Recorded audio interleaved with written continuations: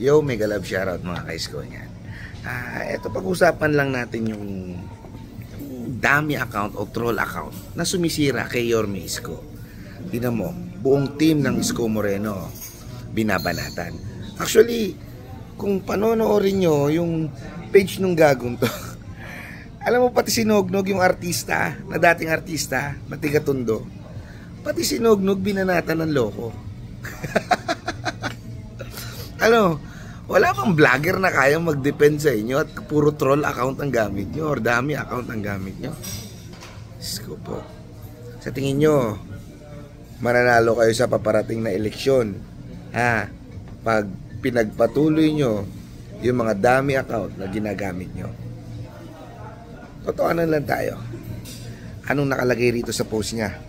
Simula raw nang mawala ang mga tao ni Yorme sa City Hall, umasenso ang City Hall. Pagkakaalam ko hindi ko lang papakita, brother. Kailan simulang nilipat yung mga tao ni Yorme? Pinagtatapon yung mga tao ni Yorme sa City Hall. Kasi mga isang buwan pa lang. 2 buwan. No.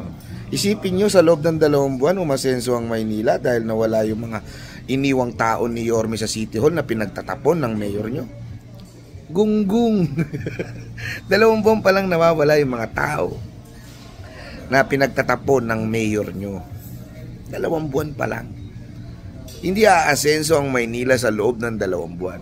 O ngayon, sige, pagpalagay na natin. Sabi nyo nga naman umasenso na ang Maynila dahil nga yung mga tao ni Yorme nakaalis na sa Maynila o pinagtatapon na.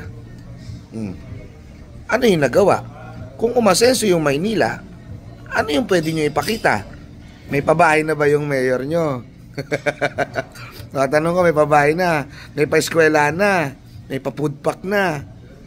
Hindi na balik yung hindi na balik yung senior. Nagreklamo yung mga matatanda, kawawa naman. Mga matatanda, konti na lang nalalabing buhay niyan sa mundo. Dapat ini-spoiled na yan. Di ba? Tatawanan tayo. Ano na ang napakita? Sabi nyo nga naman, itong mga troll nung mga nakaupo, umasenso na raw ang Maynila simula nung nawala si Yorme, pati yung mga tao ni Yorme. 2 buwan pa lang simula nung pinatakapon nyo yung mga tao ni Yorme dahil nagkakapersonalan na. Di ba? Pinersonal nyo na. Sarap magkape, brewed coffee. Preba-preba lang tayo. Preba-preba lang tayo. Kasi ipinakita ni Mayor Isko na kahit panahon ng pandemya, mga animal, umangat ang Maynila. May project na nagawa. Take note from 2020. Actually, almost 2 years, no? Pare, no? Almost 2 years ang pandemya. Talagang gipit ang mga tao sa halos sa loob ng 2 taon. Pero nakita nyo, may nagawa.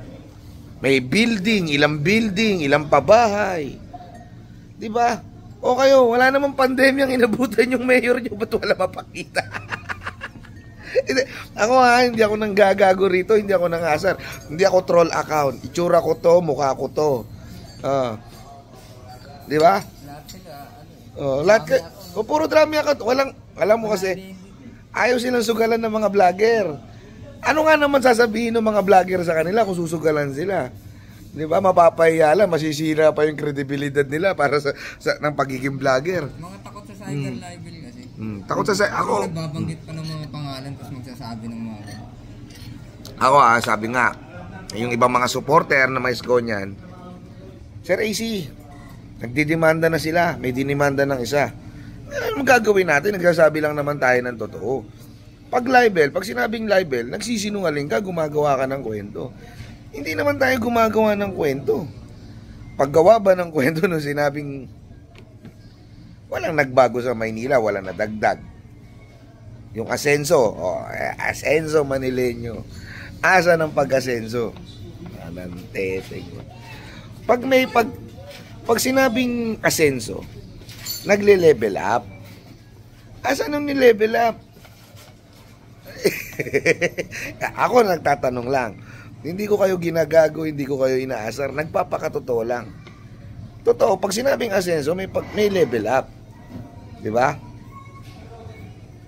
Ako para sa akin yung mga nakaupo na yan, takot. Kailangan pang gumamit ng troll account o dummy account para lang siraan si Yorme. Tandaan nyo, nung si Yorme nakaupo, pag merong gustong banata na hindi nagustuhan yan, sinasabi, pinaprangka, natandaan niyo yung panahon ng pandemic, pinagtatawag niya yung mga senador. Nag-react nga si si Bong Revilla rin Okay, kailangan naman talaga sila ng bayan. Di ba? Nung panahon na imbis na tumutulong sila ro sa Senado, nagtatalo-talo. Kesyo ganito, ganyan. Ganun si Yorme. Hindi niya kailangan ng dummy account. Hindi niya kailangan ng troll account. Kayang mabuhay. Sa kabila puro troll account Kami, hindi kami... Hindi yung bumibili pa sila ng mga page. Oo. Troll page. Kasi noong nakaraan, na-check natin, di ba, merong galing na gamit ni ganito. Akala nila hindi natin makikita. Hindi mo nagtitinda lang ng cellphone, binili nila yung page para lang gawin troll account. Ganun sila kadesperado. Yun yung malayong-malayo kay Yorme. Alam mo bakit? Hindi kailangan ni Yorme ng troll account. Kasi kasi may mga voluntary vlogger na katulad namin na magtatanggol sa kanya. Kasi sa tingin nyo, maghapon makikipagsagutan sa dummy account o magpaparinig si Yorme sa kalaban sa social media. Hindi, bahala kayo sa buhay nyo. Dahil ni Yorme, ayun yung nagawa ko, tapatan nyo. Kami mga voluntary vlogger ni Yorme, kami na yung nagsasalita para sa kanya dahil hindi niya naman mabibigay yung 24/7 na atensyon niya sa mga dummy account para patulan yung mga yan Andito kami, mga voluntary vlogger, mga voluntary supporter tulad ni brother. Hindi ko man pwede pakita, bawal siya magpakita. Mga voluntary supporter ni Yorme. Walang bayad walang bayad. Ako, swerte na ako pag kumita ang YouTube ko, may views. Pag walang views, walang pakialam. Di ba ganun lang yun tulad niya, baka sabihin nyo, gumagawa tayo, dami account lang naman yung binabanatan ko ngayon. Ang dami pa niyan Sino pa yung iba, brother? Yan, sila Garapala. Garapala, ito yung Garapala niya. Sino pa? Teddy Bailon ba yun? John Teddy Bailon. Ang dami nila troll account. Alam mo yun? Mayroon pa, Fiona Bailon. Fiona Bailon. Palabasin nyo yung mga tao nyo. Pakita nila kamo yung mukha nila. Tsaka nila sabihin na ganun si Isko. Bakit sila natatakot? Dahil kahit sila, walang kasiguraduhan sa sinasabi nila kung totoo. Tingin ko yung mga troll account na yan, inuutusan lang ito content mo, ito ilagay mo sa content mo, ito ilagay mo sa page mo. Okay na yan. Sisira na si Isko dyan. Ganun na lang. Di ba? Kami, bukas sa mukha talaga. Ito, kung nakikita nyo ako, bumabakbak ako. Walang prosthetic yan, mukha ko yan, walang retoke dyan. Yan lang, totohanan lang tayo. Kasi sabi ko nga sa inyo, page nila yan, puta payaso daw si Isko. Payaso daw si Isko. May mga page yung mga kasiraan ni Yorme. Manila. Iisa-isahin natin to. Iisa-isahin natin yung mga lokong yan. Mga walang mukha. Ngayon, abangan nyo yung mga susunod na banat na gagawin ng inyong likod ay sisigaw para kay Yorme Isko. Maraming salamat po mga kababayan. Ingat and God first.